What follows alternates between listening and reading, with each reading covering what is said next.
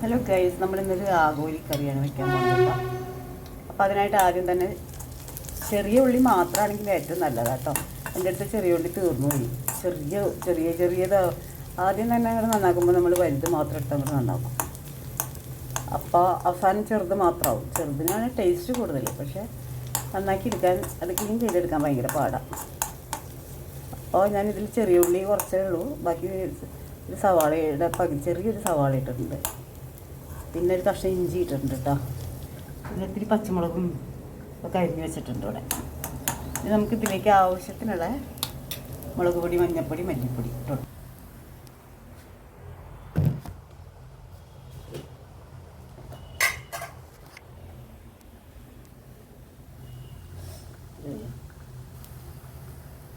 ഇത്തിരി മല്ലിപ്പൊടി ഇട്ട് കൊടുക്കാം. ഇതൊന്ന് ഈ പച്ചമണം പോകുന്നത് വരെ നമുക്കൊന്ന് വഴറ്റിയെടുക്കാം. അതിലേക്ക് അരിഞ്ഞ് വെച്ച ഒരു തക്കാളി ഇട്ട്, മുളക് പൊടി, മഞ്ഞൾപ്പൊടി, മല്ലിപ്പൊടി എല്ലാം ഇട്ടിട്ടുണ്ട് കേട്ടോ. അതിലേക്കാണ് നമ്മളിപ്പോൾ ഒരു തക്കാളി അരിഞ്ഞത് ഇട്ട് കൊടുത്തേക്കണം. നമുക്ക് ആവശ്യത്തിനുള്ള ഉപ്പ് ഇട്ട് കൊടുക്കണം. ഇനി തൽക്കാലം ഞാൻ ഇത്ര ഉപ്പ് ഇട്ടിട്ടുണ്ട്. ഇനി വേണമെന്ന് നോക്കിയിട്ട് പിന്നെ കേട്ടോ. ഇത് ഞാനിതാ മിക്സിയുടെ ജാറിലേക്ക് ഇട്ടിട്ടുണ്ട് കേട്ടോ. നമുക്കിതൊന്ന് നന്നായിട്ട് അരച്ചെടുക്കാം. മിക്സിയിൽ ഇട്ട് നന്നായിട്ട് അരച്ചെടുത്തു കേട്ടോ. നല്ല പേസ്റ്റ് പോലെ തന്നെ അരച്ചെടുത്തിട്ടുണ്ട്.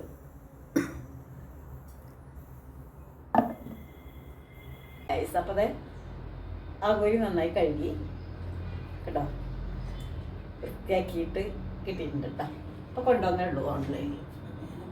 വെള്ളം ഉണ്ടെങ്കിൽ മുഴുവൻ ഊറ്റി തന്നു കേട്ടോ. എന്നിട്ട് നമ്മളിത് അരച്ച് വെച്ചിട്ടില്ലേ, അരച്ച് വെച്ചത് നമുക്ക് എടുക്കാം. ഇതിലങ്ങ് ചേർത്ത് കൊടുക്കാൻ എന്നിട്ട് കേട്ടോ.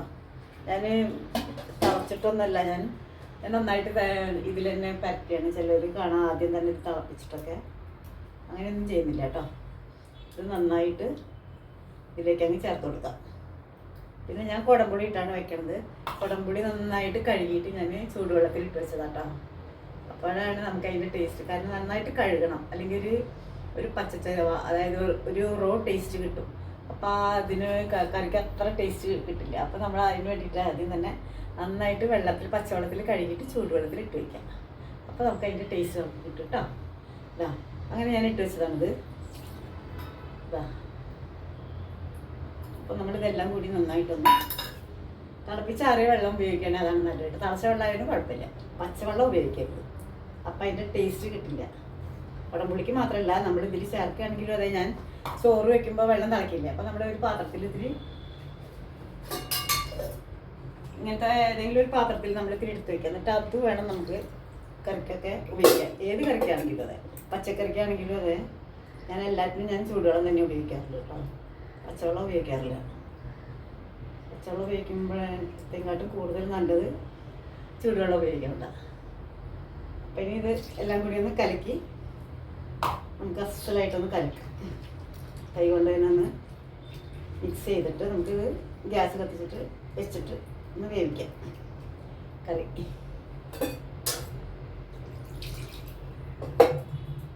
ഞാൻ അവന് പ്രത്യേകം നോക്കില്ല. അപ്പോൾ നിങ്ങളെങ്ങനെ വെക്കണമെന്ന് പറയാം കേട്ടോ. ഞാനിങ്ങനെ മാത്രമല്ല, പല വിധത്തിലും വയ്ക്കും. ഇത്തിരി തേങ്ങാപ്പാലും കൂടി ഒഴിക്കണം ലാസ്റ്റ്. ഇനി ഞാൻ തേങ്ങ എടുത്ത് വെച്ചിട്ടുണ്ട്. മിക്സിയിലൊന്ന് ഇത്തിരി തിളച്ച വെള്ളം ഒഴിച്ചിട്ട് തന്നെ ഒന്ന് കറക്കിയെടുത്തിട്ട് ഒന്ന് പിഴിഞ്ഞെടുക്കാം. ഞാനിത് ഗ്യാസ് കത്തിക്കാൻ പോവാം. അപ്പം നമ്മുടെ കറി ഇതാ നന്നായി തിളച്ച് പാകമായിട്ടുണ്ട്. ഇനി നമുക്ക് തേങ്ങാപ്പാൽ ഒഴിച്ച് കൊടുക്കാം കേട്ടോ. തേങ്ങാപ്പാൽ ഞാൻ ഒഴിച്ച് കൊടുക്കാം. കുറച്ച് ഞാൻ തേങ്ങ പച്ചക്കറിക്ക് വേണ്ടിയിട്ട് അരച്ചതെന്ന് പിഴിഞ്ഞിട്ട് ചേർത്തതാട്ടോ. വളരെ കുറച്ച് മതി. ഈ കറിവേപ്പില ഒഴിച്ചിട്ട് വെളിച്ചെണ്ണ ഒഴിക്കുക, അത്രേ ഉള്ളൂ. കറി ഇതവിടെ റെഡി ആയിട്ടുണ്ട്. ഞാൻ വാങ്ങി വെച്ചിട്ടുണ്ട്. ഇതിലേക്ക് നമുക്ക് ഇത്തിരി കറിവേപ്പില ഇട്ട് കൊടുക്കാം. പിന്നെ ഇത്തിരി വെളിച്ചെണ്ണ ഒഴിക്കാം. കാണാൻ പറ്റില്ലല്ലോ, കാണിച്ചു തരാം കേട്ടോ. വെളിച്ചെണ്ണ ഒഴിച്ചിട്ട് കാണിക്കാം.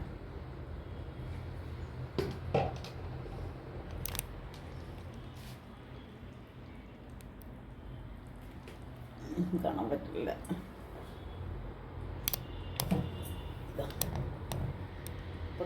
ആയിട്ടില്ലേ കേട്ടോ. ഇവിടെ കറിയുടെ റെഡി ആയിട്ടുണ്ട്.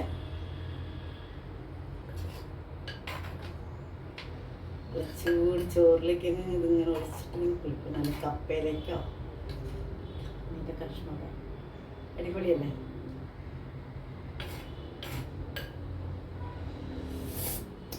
നല്ല ടേസ്റ്റ് ആയിട്ടുണ്ട് കേട്ടോ.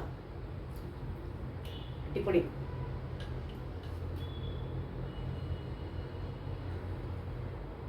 അടിപൊളി.